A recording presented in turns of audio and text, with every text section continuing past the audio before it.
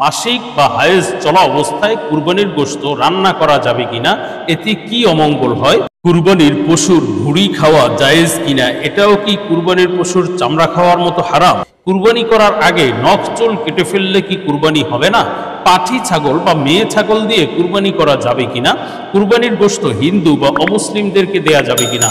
অত্যন্ত অত্যন্ত গুরুত্বপূর্ণ কিছু প্রশ্ন, কুরবানি সংশ্লিষ্ট গুরুত্বপূর্ণ মাসালা, গুরুত্বপূর্ণ জানার বিষয়। সুতরাং এই ভিডিওতে কুরবানির এই মাসাইলগুলো নিয়ে বিস্তারিত আলোচনা করবো ইনশাআল্লাহ। সুতরাং মনোযোগ সহ ভিডিওটি শেষ পর্যন্ত দেখুন, অন্যথায় কোনো বিষয়ে ভুল বুঝার সম্ভাবনা থাকে। আর সরাসরি কোনো প্রশ্ন করতে বা লিখিত কোনো বিষয়ে সমাধান পেতে ফতোয়া বিভাগে স্ক্রিনে দেওয়া নম্বরে ইমো অথবা হোয়াটসঅ্যাপে যোগাযোগ করবেন। আর ভিডিওটিতে একটি লাইক, কমেন্ট, সাবস্ক্রাইব এবং শেয়ার করে দিবেন, ফলো করে দিবেন, যাতে অপর ভাই পর্যন্ত ভিডিওটি পৌঁছে যায়। তো আমরা সরাসরি প্রশ্নের জবাবে চলে যাই। প্রশ্ন ছিল, শেখ, কুরবানির গোশত হিন্দু বা অমুসলিমদেরকে দেয়া যাবে কিনা?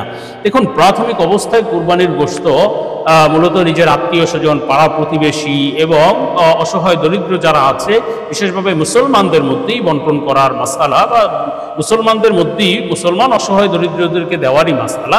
তবে যদি কেউ পাড়া প্রতিবেশী যদি হিন্দু হয়, অমুসলিম হয়, সেক্ষেত্রে তারা যদি কুরবানির গোশত খেতে আগ্রহী হয় বা খেতে চায়, অথবা খেলে তারা কোনো খারাপ কিছু মনে করবে না, এবং সেটাও যদি মুসলমানদেরকে দেওয়া সম্পূর্ণ হওয়ার পরে বা মুসলমানদেরকে তাদের প্রয়োজনগুলো পূর্ণ হওয়ার পরে যদি হিন্দুদেরকে দেয়, দেওয়া জায়েজ আছে। মূলত মাসালা হলো, আসলে দেওয়া তো যাবে, দিলে যে গুনাহ হবে অথবা কুরবানি হবে না, এই ধরনের কোনো মাসালা নেই, এমন কোনো বিষয় নেই। তবে নিজের কুরবানির গোশত দেওয়ার ক্ষেত্রে প্রাধান্য দিতে হবে মুসলমানদেরকে। মুসলমান অসহায় দরিদ্র যারা আছে তাদেরকে দিবে।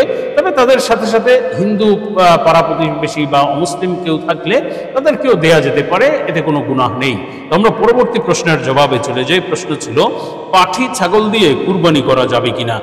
দেখুন, পাঠি ছাগল দিয়ে কুরবানি করা যাবে, অবশ্যই যাবে, এতে কোনো সমস্যা নেই। ছাগলের ক্ষেত্রে পাঠা ছাগল, পাঠি ছাগল, খাসি ছাগল, যে কোনোটা দিয়ে কুরবানি হবে। গরুর ক্ষেত্রে বা যেগুলো দিয়ে কুরবানি জায়েজ, এই সমস্ত ভিন্ন ভিন্ন লিঙ্গের গরু ছাগল দিয়ে, উট দিয়ে, মহিষ দিয়েও কুরবানি করা যাবে, কোনো অসুবিধা নেই। আমরা পরবর্তী প্রশ্নের জবাবে চলে যাই। প্রশ্ন ছিল, কুরবানি করার আগে নখ চুল কেটে ফেললে কি কুরবানি হবে না? দেখুন, কুরবানি করার আগে মূলত মাসআলা হলো, যখন জিলহজ মাসের চাঁদ উঠবে, এই চাঁদ ওঠার আগে নখ চুল ইত্যাদি অবাঞ্ছিত লোমগুলো কেটে রাখবে। এরপরে আর চাঁদ ওঠার পর থেকে নিয়ে কুরবানি দেওয়ার আগ পর্যন্ত নখ চুল অবাঞ্ছিত লোমগুলো কাটবে না। এটি একটি মুস্তাহাব আমল, রাসূল সাল্লাল্লাহু আলাইহি ওয়াসাল্লাম থেকে এই আমল প্রমাণিত আছে, এবং তিনি সাহাবায়ে কেরামকেও করতে উদ্বুদ্ধ করেছেন, যে যারা কুরবানি দিতে আগ্রহী বা কুরবানি দিতে ইচ্ছুক, তারা যেন জিলহজের চাঁদ ওঠার পর থেকে কুরবানির আগ পর্যন্ত নখ চুল ইত্যাদি না কাটে। তো যারা কুরবানি দিবে তাদের জন্য এই মাসালা, যারা কুরবানি দিবে না তাদের জন্য এই মাসালা, যে এই কাজ করলে বা এই কয়েকদিন নখ চুল না কাটলে, বরং কুরবানির পরে গিয়ে বা কুরবানির নামাজের পরে গিয়ে যদি নখ চুল কাটে, ইনশাআল্লাহ আল্লাহ চাহে তো কুরবানির সওয়াব সে লাভ করতে পারবে।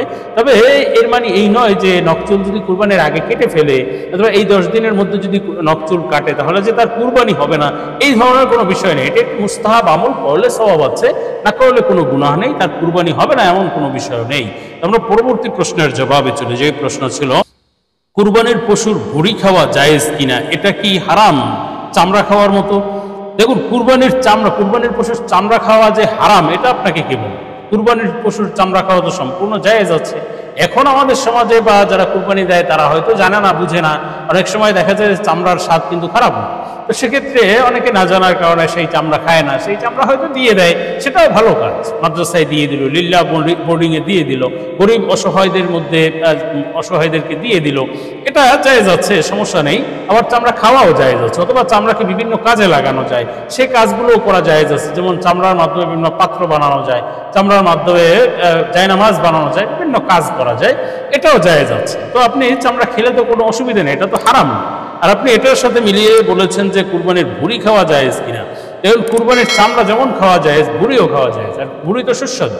সুতরাং কুরবানির ভুঁড়ি খাওয়া যে হারাম, জায়েজ না অথবা অনুত্তম, এমন কোনো বিষয় নয়। কুরবানির পশুর আপনি কুরবানি দেওয়ার পরে সম্পূর্ণ কুরবানির পশুর মালিক আপনি হয়ে গিয়েছেন, এবং এখন সেটা আপনি বিক্রি করা ছাড়া আপনি সেটা বিক্রি করতে পারবেন না। গোশত, চামড়া, ভুঁড়ি এগুলো বিক্রি করতে পারবেন না, কিন্তু সেটা আপনি খেতে পারেন, ব্যবহার করতে পারেন, অন্যকে দিয়ে দিতে পারেন, এটা আপনার জন্য সম্পূর্ণ জায়েজ আছে। তো ভুঁড়িও খাওয়া যাবে, চামড়াও খাওয়া যাবে। আমরা পরবর্তী প্রশ্নের জবাবে চলে যাই। প্রশ্ন ছিল, মাসিক বা হায়েজ চলা অবস্থায় কুরবানির গোশত রান্না করা যাবে কিনা? এতে কি অমঙ্গল হয়? দেখুন, মাসিক চলা অবস্থায়, হায়েজ চলা অবস্থায় কুরবানির গোশত রান্না করা যাবে না। কেন?